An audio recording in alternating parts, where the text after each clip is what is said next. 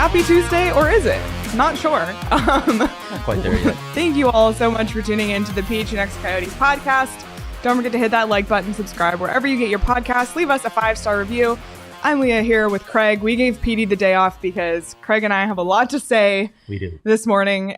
So just a bit of a warning, I guess. It's going to be a vent session. We welcome you to vent in the chat as well. I know there were people this morning on Twitter and in the Discord feeling a little bit disappointed about last night. We'll get into the disappointment from the Coyotes' point of view. You can even read some of the comments, right? Like, well, you can anyway. You can. Unless, can you make them like 72-point type? Like we can cover the size? Screen.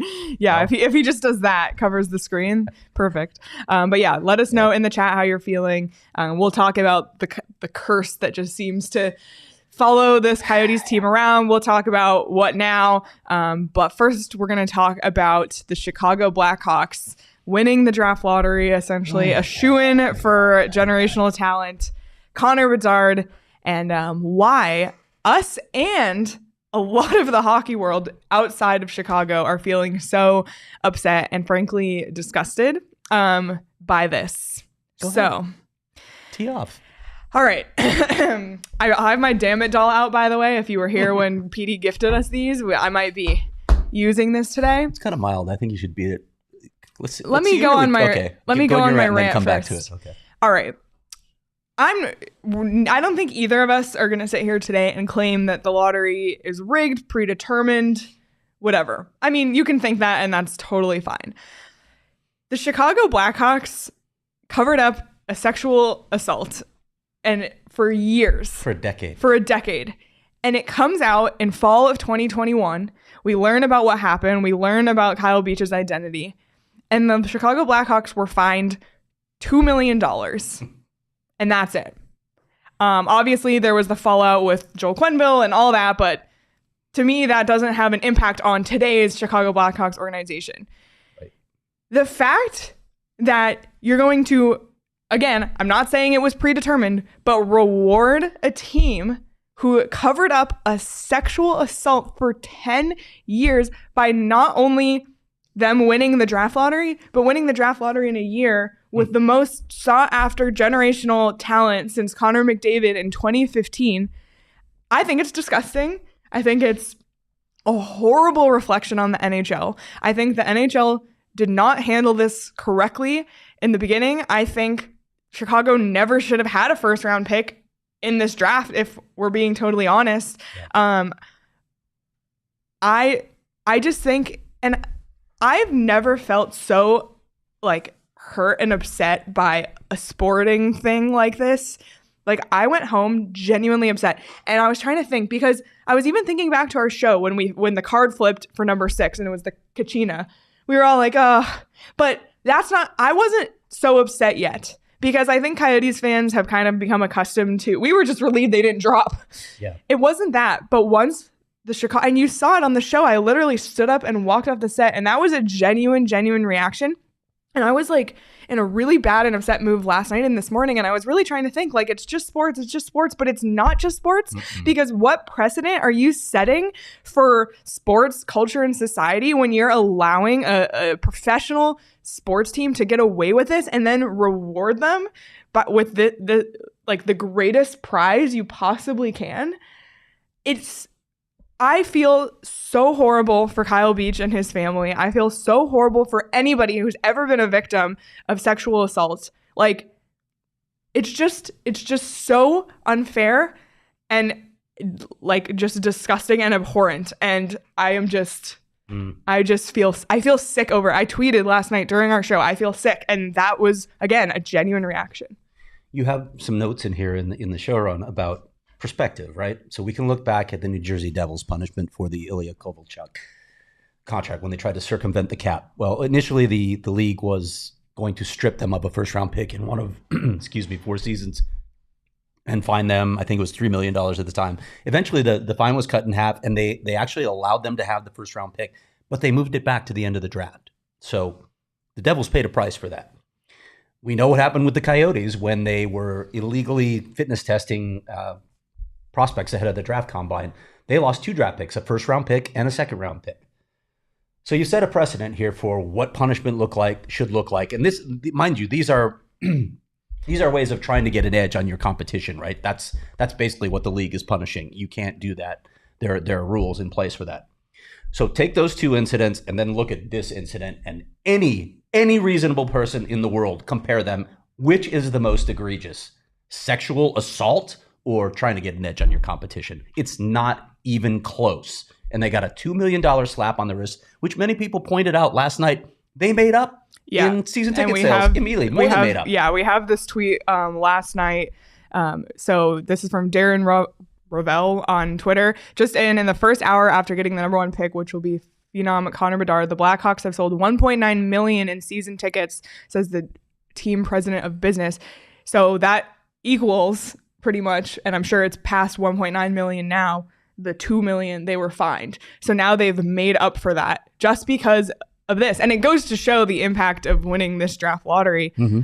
But I just think that's just you mentioned horrific. Earlier that it wasn't just Coyotes fans upset about this. It was the entire NHL world. And I know we have a Twitter trends graphic as well that just shows how big of an impact this made. What are the names on there, Leah? So so this is from Greg Wyszynski last night. Among the top 20 trending topics in the U.S., and this was right after the Blackhawks won the pick. Blackhawks, rigged, Gary Bettman, and Kyle Beach. Kyle Beach on that list. I know there is a significant portion of the NHL fan base and of the NHL world internally that wants to either move on or sort of reassess what happened here. So I want to talk about this a little bit. The NHL definitely wants us to move on, and Connor Bedard's a really good way to do that, right? Oh, look, a shiny thing.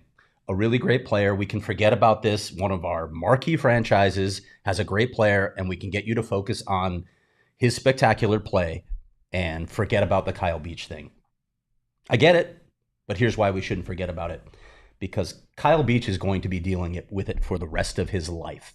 He is going to, in some form or another, be working through what he dealt with while he was a member of the Chicago Blackhawks. He had to endure it then. He's going to endure it for life. So this should never be forgotten. This is an indelible mark on the Chicago Blackhawks organization. I don't care that a bunch of people are gone from it now. They weren't gone for that reason, by the way, most of them. They've just been fired for other reasons, like Stan Bowman, who was just an abjectly bad GM, but I digress. The other reason we can't forget about it is because of that $2 million slap on the wrist that the Blackhawks got. They have not been punished for this. They have not been punished. It's absurd how low the level was of punishment that the league chose for the Blackhawks. Again, comparing it to those other two precedents that we talked about. I want to come back to Kyle Beach, though, for a moment, because I know I have spoken with a lot of people in the league and outside the league. I saw some of the replies to my tweet yesterday about how Kyle Beach let this happen. That one really, really hits home for me when you say Kyle Beach made this happen because he's a bigger guy than video coach Brad Aldrich. He never should have allowed this to happen. I would encourage you to research power dynamics, research this topic, research sexual abuse, and see all the factors that are in play here. You may believe that might makes right or might makes the decisions because that's your perspective. But guess what? That's not an educated perspective. Just because you look at life that way doesn't mean that's how it is. There's a lot of research on this topic. There are psychiatrists, there are academics that have looked into this issue. So I really, really encourage you to read about that and understand that there are other things at play in power dynamics, whether it's authority or age or any number of other things. You need to educate yourself because trust me, once you do, you will discover the problem is not Kyle Beach. It's your narrow, uneducated mind. Flipping to the other side of this, however, we are in a society where if someone says something wrong about this, we crush them. We cancel them. We're done. You're a horrible person. I know because I've had conversations with a lot of people internally who had some of these same beliefs about Kyle Beach. Oh, he should have stopped it himself. There's no reason he should have allowed it to happen. When I have presented them with some of these other ideas, the research, the psychiatry on this, there are a lot of people who say, I didn't know that. And so you try to come to an understanding with people rather than crushing them because they say something reprehensible based on their upbringing. This is how they were raised. This was the environment they were in. I think there's a lot of good in a lot of people, and we can come to an understanding with a lot of those people. There may be some that deserve canceling, that that you can't help. I've definitely encountered those people. But this is how adults behave. Just blaming Kyle Beach or just throwing people out when they say something egregious, that's not adult behavior. That's childish behavior. We need to find a way to communicate, to better educate everyone, and hopefully, as a result, make a better society. Yep. And I wanted to address something that you put, so I guess eloquently is the only word I can think of, just kind of summarize a lot of people's feelings in your story this morning on gophnx.com, but about like, it's just a really also unfair position for Connor Bedard to be in. And I know, like, I don't know Connor Bedard. I've never spoken to him, so I don't know what he's thinking or feeling.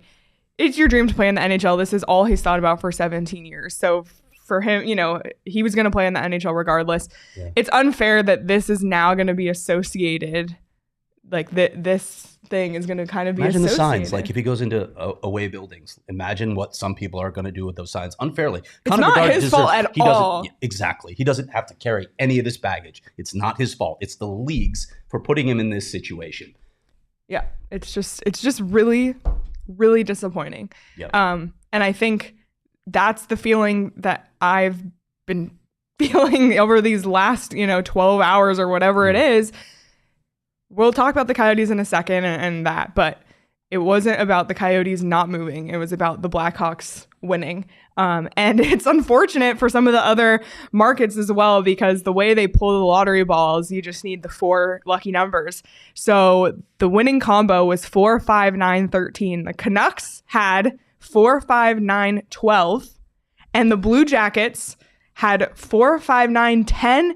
And 4, 5, 9, 14. Those were 2 of the teams I mentioned as hard luck franchises in my story previewing the lottery. Those are 2 teams that have never had any luck in the lottery. And you know who has? The Chicago Blackhawks, when they won, moved up again to pick Patrick Kane when they did. A team that went on to win multiple Stanley Cups. Literally maybe had like 1.5 years of sucking and being a rebuilding team, and they're rewarded with this. So that's just on the hockey side, forgetting about everything else we just said, but everything else we just said is the main reason, because it's just hard for me to.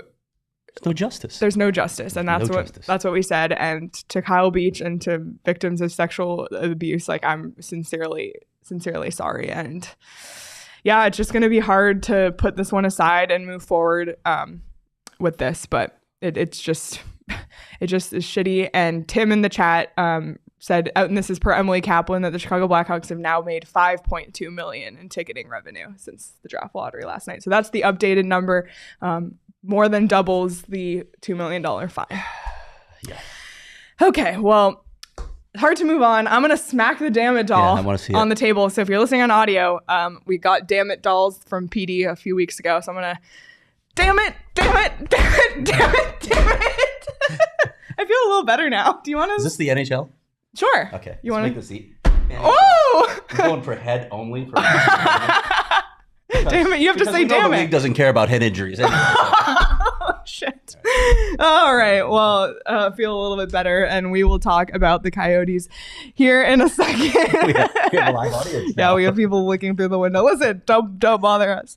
All right. Well, the NHL playoffs are going on. The Phoenix Suns play tonight, and just a lot of the playoffs. It's the best time of the year, and if you want to win yourself some money by betting on the playoffs, by betting on futures as well, Conn Smythe favorites. We talked about Matvei Michkov being a Conn Smythe favorite. It's a great time to check out BetMGM. They have a ton of really cool bets. You can bet on this group of teams to win the Stanley Cup or other, and it's really cool because the Golden Knights are part of that. I think the Panthers. There's just a lot of really fun bets right now on BetMGM. So if you haven't signed up yet, use the bonus code PHNX, and there's a few different offers depending on where you live. But for our Arizona audience, you get up to $100 in bonus bets on your first wager with BetMGM. Again, make sure you use the bonus code PHNX. Sean, pick of the week. I mean, I feel like I only have one place to go. Buffalo? Phoenix Suns. No. Oh. Really? The Phoenix Suns. Okay. Plus 200 against the Denver Nuggets. Ooh. Tonight. I feel it. The Suns are rolling. Devin Booker is him. That would be ginormous. It would be humongous. It would be very, very, very massive. You're giving me plus 200 odds on a team that's won 2 straight games. I know they haven't won in Denver yet, but speak it into existence.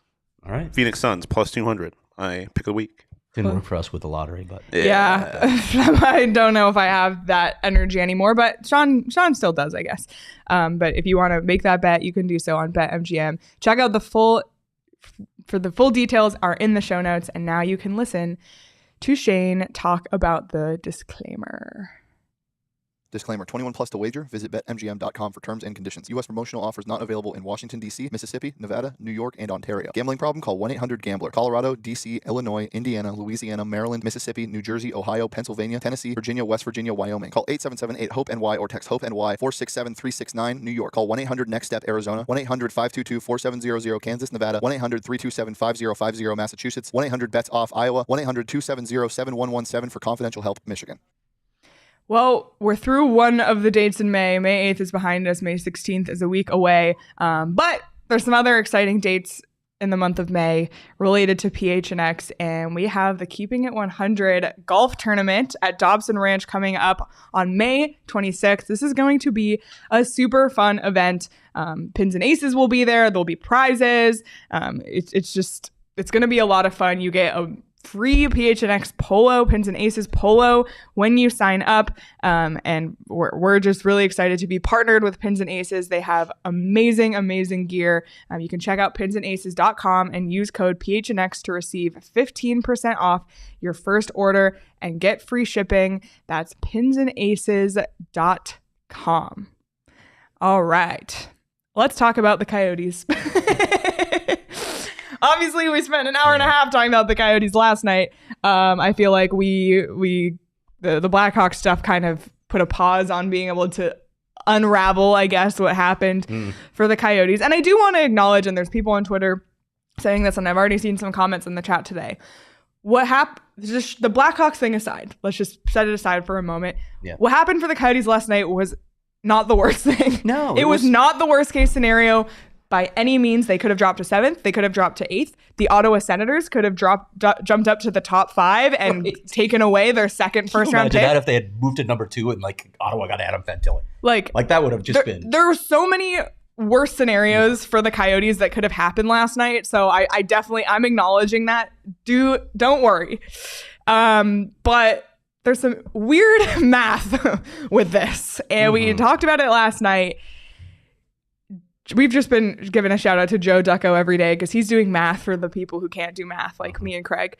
The chances of the Coyotes never moving up in an NHL Draft Lottery in their entire 27-year history is now 14.8%. So there's a 14.8% chance that they would never move up. They've hit on it.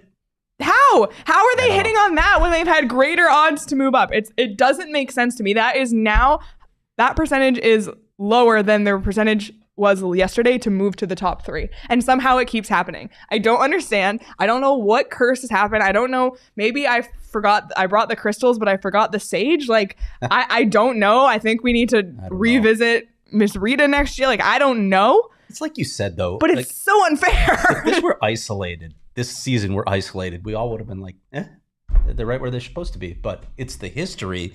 And then, that other thing we just got through talking about that really made it much harder to swallow. But as I wrote and as you researched for this show, Coyotes did this to themselves. Yes, they did. Yep. The Coyotes had 15 comeback victories this season for the second year in a row. 7 of those in the third period. 2 of the 7 games, the Coyotes erased a multi-goal deficit in the third period. And the 2 multi-goal third period comeback wins ranked tied for 10th in the NHL. So the comeback Coyotes, that was part A of why this happened. Part B was mullet magic. And we talked about it all season long. The Coyotes' home record at mullet was 21-15-5, which was above a 500 point percentage at home. It was a .268 point percentage improvement from last season's record, which is drastic. Did you look at how many points they could have just not gained by not rallying? No, I didn't. I'm curious what that is. I'm not the math person, Craig. How many multi-goal rallies was it? In the third period? In the third? Yeah. It was, 15 comeback victories, 7 in the third period. 7 third period rallies. Yeah. That's a lot of points. Because I'm looking at where Chicago is. They're 59 points, right? There was an 11-point spread between the Coyotes and the Blackhawks. So maybe it's not even realistic to say they could have been in the third spot. Maybe that was too much to ask. Maybe this Coyotes team was just too good on home ice. Maybe their coaching staff is too good. Maybe these players are too good to drop to that. Or maybe Connor Ingram stole them some points, which we've already discussed. But they weren't that far off the Montreal Canadiens, who are going to get one of those top 5 picks in a draft that is how deep on elite players? 5. That's right. The Coyotes are 6th. Yeah, it's fitting. Maybe it's, unless something, we'll get to that in a minute. But you just think about how close you are to being in a better position, especially with the way Will Smith has just rocketed up the draft board. You're like, okay. We were joking about Will Smith all year, and now we would be thrilled for the Coyotes to He's get another him. impact player in this draft. There's 5 guys. They pick 6th. It's the Coyotes' way. It just is the Coyotes' way. And in the chat, and no NHL player or coach is going to try and tank and throw games. Like, that's the facts.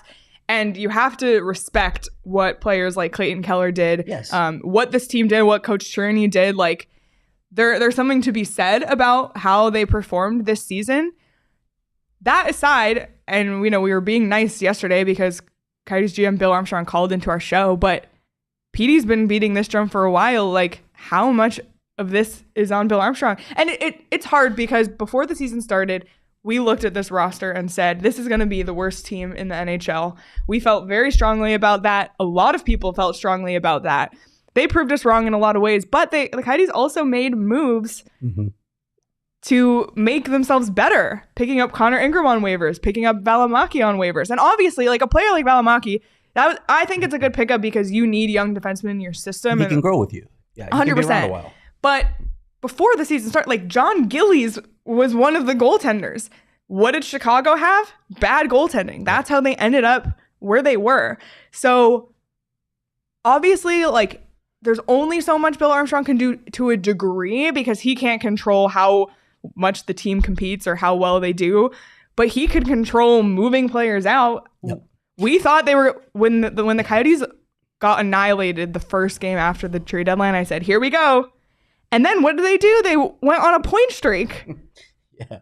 So, yeah. And they looked so bad in that game right after the trade deadline. I thought, here we go, buckle up. But no. So I don't know how much this is on Bill Armstrong. I mean, it is a little bit of it. Look, if you go into this season with John Gillies, there's no question in my mind that you're finishing lower in the standings because he's not an NHL goaltender. You would have not. You would have definitely leapfrogged Montreal, maybe moved up even a little bit farther. Although, again, the gap to those top teams like Anaheim, Columbus, and Chicago were separated by 1 point, and San Jose is only 2 points back of the lead. So those 4 teams were a good chunk away from the Coyotes. I do think they would have been much closer if John Gillies is the goaltender. But this one's hard for me because I was there with them every day at the start of the season last year when Carter Hutton was just abjectly bad. Nicest guy in the world, but he was abjectly bad in goal. And I saw the impact it had on the team. Andre Tourigny saw the impact it had on the team. Bill saw the impact it had on the team. You're trying to do 2 things, right? And he talked about it when he brought Andre in. You're trying to build culture. You're trying to build a belief. And when you have a goaltender that does not give you a remote chance at winning games, it's hard to build that culture. So I felt like it was a concession, especially after Andre had been so vocal about how much Scott Wedgwood changed the feel of the team last season. Not this past season, the one before. I understood why Bill would do it for Andre, for his coach, for the players, because you got to throw him a bone. You can't just make them flat out suffer. Did that ultimately cost them? Maybe it did. But it's not, again, it's not a black and white decision. There's a lot of nuance there, and there's sympathy, right? There's empathy going on there. You don't want them to have to go through this horrible situation, so you threw them a bone, and unfortunately, it ended up costing them in this draft lottery. Yeah, hopefully it's one of those things in the long term, like Karen said, you got to do the right thing for the long term. You could take that 2 ways, because are you doing the right thing for the long time with the culture of the room? Or are you doing the right thing by tanking so you can get Bedard or Fantilli? I don't know. We can't change what happened. The Coyotes are picking 6th and 12th. Bill Armstrong came on our show yesterday, said we're just going to continue to stack good players, which is true. And it's something he did in St. Louis. We'll talk more about that tomorrow. we're not saying that this can't work. What's happening, and maybe I think even Bill Armstrong said like maybe the rebuild was further along than he even thought. Well, maybe Logan Cooley becomes that franchise player you're looking for. Exactly. Maybe Clayton Keller takes yet another step. We don't know. There's a lot we don't know. Getting the first or second pick gives you a better, yes. you know, better legs to do that, I guess. But this is just the reality. And it's funny, on the drive-in today, I was thinking, and Petey was wearing his scratching and clawing shirt last night. Mm-hmm. And I was thinking about all the Coyotes taglines over the years, scratching and clawing, hockey the hard way. And it's like, it just continues to be this for the Coyotes. Yep. Having an ice rink in the desert is already not intuitive, I guess. And so everything about the history of the Arizona Coyotes has gone not the way Coyotes fans, I guess, would want it to. So last night, it's just like, it is what it is. It could have been worse. I think we're all used to it by now. And it's hockey the hard way and scratching and clawing. I know over and over and over. I know you're going to get to the mock drafts in a minute. Everybody knows I love mock drafts. Yeah, so your favorite thing. But these were experts. Experts did do these. Yeah, but I want to talk about the one possibility that I threw out in my story today, because we don't know, and we've talked about this a lot. We don't know what's going to happen with Matvei Michkov, who a lot of people think is as high as the second best player in this draft, but everyone has in the top 5.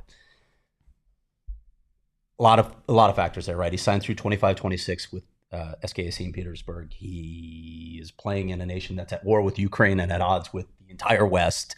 His club is very pro-Putin, anti-American. So that's scaring off a lot of executives, as Corey Proman told us. It depends on who you talk to, but there are some that are very nervous about that. If you look at this draft as 5 deep with Michkov as that 5th guy, is there a possibility that he drops to 6? I think there's definitely a possibility, 100%. Especially because we don't know every team's evaluation of the other players. So if Michkov is there at 6, and you have an opportunity to get an elite franchise-altering player in spite of all that backdrop, do you take the risk at 6? I've talked to 4 people this morning who are like, he's not going to be there at 12. It's not going to happen. He's not going to be there at 12.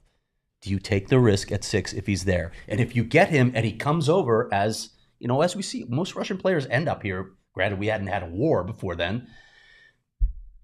You came out of this draft fine anyway. You ended up getting your franchise player, even though you were at 6.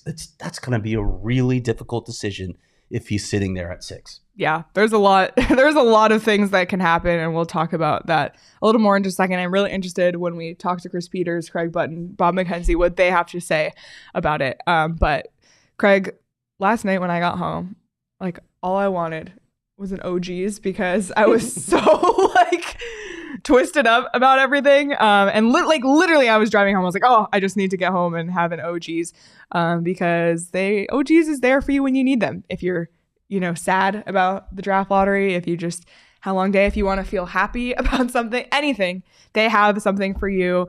They have sleep gummies, they have microdose gummies, they have a CBD THC 1-to-1 ratio gummies, and they're all amazing flavors as well. So check out OG's. They're local, they're scratch made. We love them, and you can find them at your local dispensary at ogsbrands.com. You got to be 21 or older to enjoy responsibly.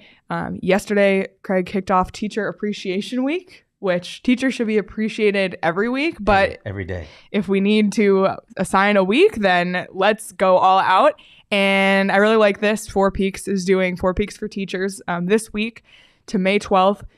Because what teacher doesn't need a beer after they get off of work? True. So you can thank a teacher and nominate them to win grants, 4 Peaks swag, and a grand prize of a custom makeover for their teacher's lounge at school. You can go to 4peaksforteachers.org to nominate a teacher or donate. Love that they're doing this. And they also have a Mother's Day brunch coming up this Sunday. So just a lot of great events always going on at the 4 Peaks 8th Street Pub. You can check out 4 Peaks Brew or 4 Peaks Pub on Instagram to keep up with the latest at Arizona's hometown brewery. You got to be 21 or older to drink 4 Peaks, and please drink responsibly.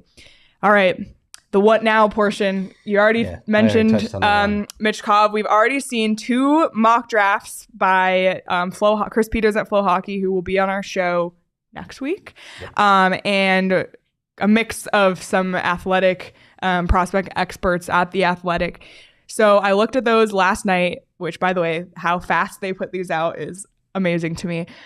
Chris Peters and Scott Wheeler from The Athletic both have the Coyotes picking David Reinbacher at number 6 in their initial drafts. He's a defenseman. I think 6'2" we talked about. Interesting because the Coyotes need defensive depth. But this is also a very forward-heavy draft. The Coyotes have opted to go the forward route in their early first-round picks over the last few seasons. What do you think about David Reinbacher? Yeah, I just get the feeling that 6 is too high for him. Like I asked Chris Peters this morning, in a perfect world, with all things being equal, how many players should go ahead of David Reinbacher in this draft? And he said 8 or 9, which is about where you're seeing him slotted. Like I think Bob McKenzie and Craig Button had David Reinbacher at number 10 in this draft. So do you force it and go because it's the best player available at that position in the draft? Do you force it and grab him at number 6? The philosophy has always been you take the best player available. And I really think the belief is that this is a forward heavy draft, at least through like 8 or 9 players. So I have a hard time believing that the Coyotes are gonna go for David Reinbacher at number 6. I still think it's going to be a forward. But what happens with number 12 then, that's right? the thing. Like, do they is take he the there best? At 12? I don't know that he is. So do you try it? If you really like the guy, do you try and package one of those like 2nd or 3rd round picks that you have like a ridiculous abundance of and say, we'd like to move up 2 spots and take him at number 10 or wherever it is? I mean, we've seen Bill Armstrong make those moves. He did it last year when they jumped up to 11 to select Connor Geekie.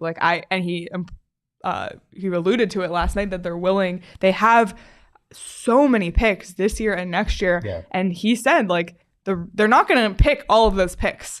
They have the assets to be able to trade up, to be able to, as he said yesterday, buy players. There's a lot of different things that can happen. And I think it's interesting. And both of these mock drafts as well, for pick 12, Wheeler had Gabe Perreault. He's a right wing. And Peters had Matthew Wood. He's a left wing. So again, Matthew Wood from Connecticut, right? And Gabe Perreault is, of course, with the U.S. NTDP.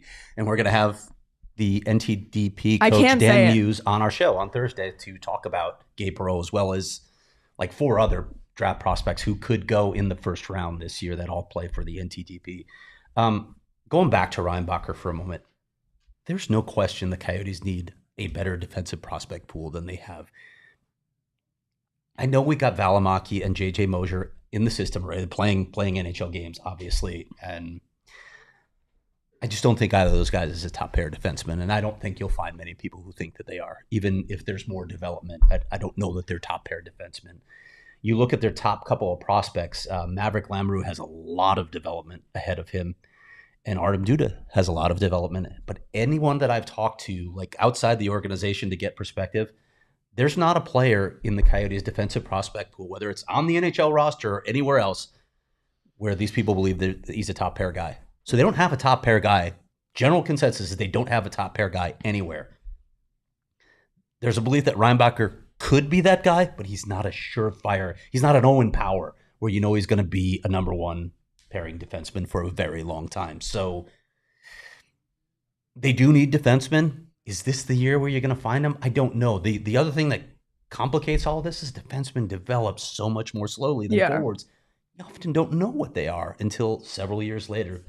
I just know I wouldn't want to be an NHL scout, especially when you're drafting 18-year-old, 17-year-old, 18-year-old kids. It's crazy. Unless their name is Owen Power. What's that? I said unless their name is Owen Power. Unless their name is Owen Power. Like he's the guy where you look at it and say, okay, yes, that's a guy we're going to reach for. You're not even reaching for him. You know this guy's going to be a top pair defenseman. Cale Makar. Yeah, but there's not that guy in this draft, at least not right now at their stage of development, where there is a general consensus this guy's going to be a top pair defenseman. So in that light, why would you reach for David Reinbacher at number 6 unless your own scouts? And again, I don't have all the notes for the Coyote scouts unless their own scouts say this guy's definitely going to be a top pair guy. But I don't get the sense that belief is out there that Reinbacher is definitely a top pair defenseman.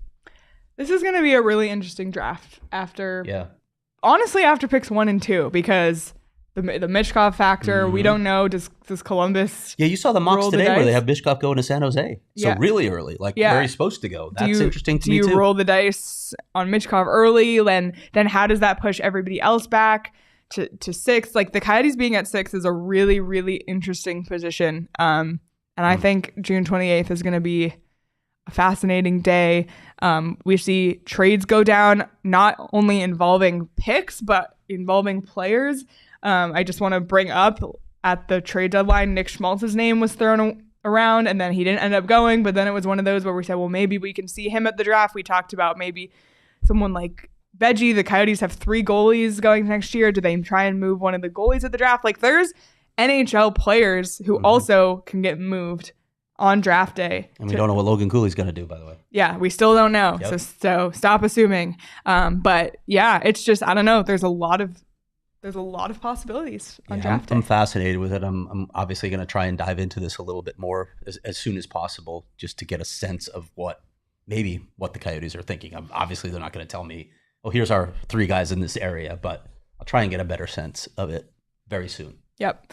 Dominic said, as a Blues fan, you guys are in good hands with Bill no matter where you pick. Thank you, Dominic, for those kind words. And we will be talking, like I said, more about the St. Louis Blues tomorrow, because they are the one team in the last 10 years who won a cup without that first and second overall pick. So we'll look at that blueprint. We should go back even farther and try and find a team that won without a number 1 or number 2 pick. Because even Boston, when they won in 11, they had Tyler Seguin at the time. He was playing. He was there. He was in their playoff run.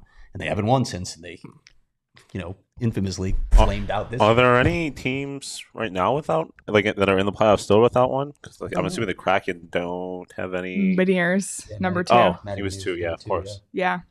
Yeah, just a question. We can look at that too. Aaron Ekblad was number 1. Yep. Obviously. Carolina. Austin. Yeah, Carolina would be the big one, right? Yeah, I don't know that they have anybody that went that high. Aho was a later pick. Dallas, was anybody who was... Well, Seguin. Oh, yeah, I guess so. Not with them, but... Yeah. Yeah. That's an interesting one to look at. We'll check that out. Vegas. Okay. Yeah, Jack. Jack. Duh. All right, well, we'll talk about that more tomorrow. And like Craig alluded to, he'll have more stories on this later in the week. So if it's probably going to be for diehards only. So if you want to read it, you can become a diehard at gophnx.com.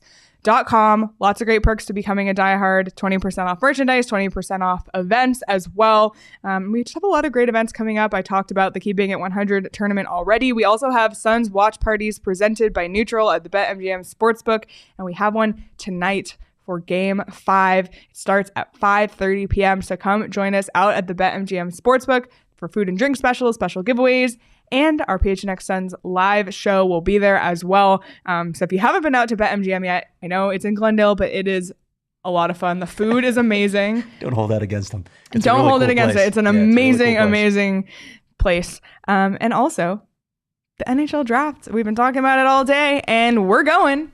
And are you going? Giddy up.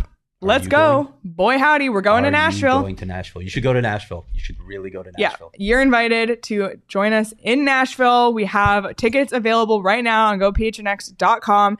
We have a boat ride, a pontoon, all you can drink pontoon boat ride, but trust me, we're not driving the boat. We are just drinking on it. We'll be at a winery. Sean and I are also hosting a honky tonk party. I don't know if you guys knew this because that's our vibe. I'll be teaching people how to line dance. Yeah, we're gonna do live shows from a winery. And also, that's not part of the tickets. It's just us going out on Broadway with Petey. I think that's worth the price of admission alone. Plus, tickets for the actual draft went on sale today. So if you want to grab those tickets as well, the draft is, I think, 50 days away now at this point. So it's not too late to grab your tickets. Join us in Nashville. It's going to be fun. You get a welcome bag with exclusive merch as well. So just going to be a lot of fun. I know a few of you are already coming. If you have any questions, reach out to us, but it's going to be a lot of fun. And if you are a diehard, you get a special link to buy your tickets because diehards, of course, get 20% off on events. So become a diehard. Go to phnxlocker.com to grab all your merch as well. That's all I got. But come with us. Come with us to Nashville. It's going to be a lot of fun. Craig, have you seen me on the Circle K TV yet? No, I haven't actually. Other than you have an electric car, don't you? I drive an electric car, so yeah, I don't go to the K anymore for gas. So I don't pull up to the pump. I only pull up to the front of the store. But I do go to Circle K a lot. Yeah.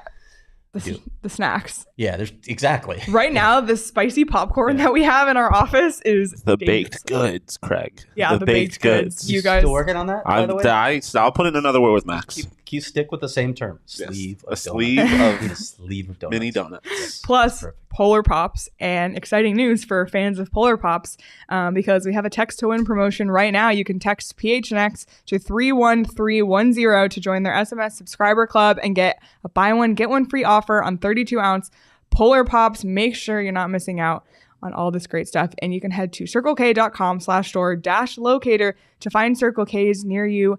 And I promise they are Circle K's near you. They're everywhere. All right, Craig, one last thing. Yep. The vote is 1 week from today. And today's the deadline for mail-in ballots. Yes. So if you haven't gotten your mail-in ballot in, do it today. Vote. Again, be informed. We hope you're informed by this time. We've been pounding that drum for a very long time. Get your ballot in. If you don't get it in today, there are drop-off options as well. No later than May 16th, you can place it in a secure Maricopa County drop box. You can find one by going to locations.maricopa.vote. Before 7 p.m. on Election Day, you can go in person to an official vote center from May 8th to 16th. There's one at the Tempe History Museum. You want me to read the address? I'll read the address. Sure. 809 East Southern Avenue. Hours are weekdays 8 a.m. to 5 p.m. On Election Day, it's open from 6 a.m. to 7 p.m. And through Election Day, on weekdays between 8 and 4:30 p.m., you can drop off your completed ballot at Tempe City Hall, 31 East 5th Street. It's a really cool building, by the way. You guys have all seen it, the inverted pyramid. Due to construction at City Hall, there are several free 10-minute parking spots on the south side of 5th Street. This is maybe getting too granular for people. But just want you to know that you should be voting. You should be participating. As I said last night, participate in the democratic process. Yes, if you're a Tempe voter, yes, this impacts you. Like beyond that, like just generally speaking, it drives me crazy when people say, I don't care, the vote doesn't impact me. Yes, it does. You may not understand how it does, but the vote always impacts you. So get out and vote. Yep, absolutely. And like we said yesterday, what happens a week from today is way more important than what happened last night because this is the true future of the Arizona Coyotes. And we will have you all covered next Tuesday. And we'll get you prepared on Monday as well. So stay locked in. Become a subscriber to the PHNX Sports YouTube channel. Hit the notification bell so you never miss when we go live. If you're watching on YouTube right now, hit the like button on this video. It helps us out and it means a lot to us when you do so. And if you're listening on audio, subscribe, leave us a review. I do go and read the reviews. So leave a kind note if you will. And you can follow us on Twitter. You can follow PD at SPetersHockey. You can follow me at Leah Merrill. Follow Craig at Craig S. Morgan. Follow Sean at Sean_DePaz. Follow the show at PHNX_Coyotes. We'll be live at 11 a.m. throughout the rest of the week. 5 days a week of Coyotes coverage, nonstop, even in the off season. That's the PHNX way, I guess you can say. But we will see everybody live again tomorrow at 11 a.m. Thank you so much for participating in the chat.